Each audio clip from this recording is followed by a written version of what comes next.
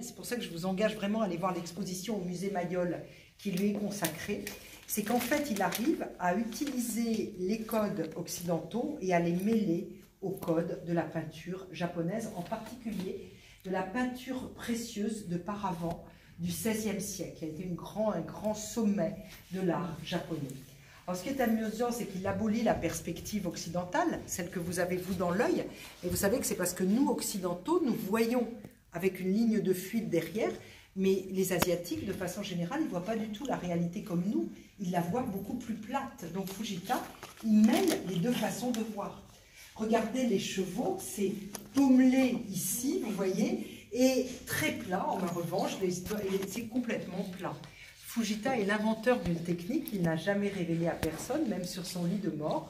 Et pour obtenir cet effet, il utilise de la peinture à l'huile qu'il délaye avec beaucoup d'eau et à laquelle il ajoute du talc.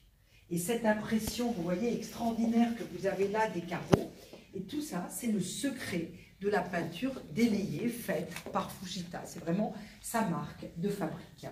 Alors, ce qui est intéressant, c'est qu'on lui a commandé pour la maison 5 énormes panneaux. Alors, celui-ci des chevaux ne faisait pas partie de la commande. On lui commande 5 panneaux blancs et il montre donc au gouvernement japonais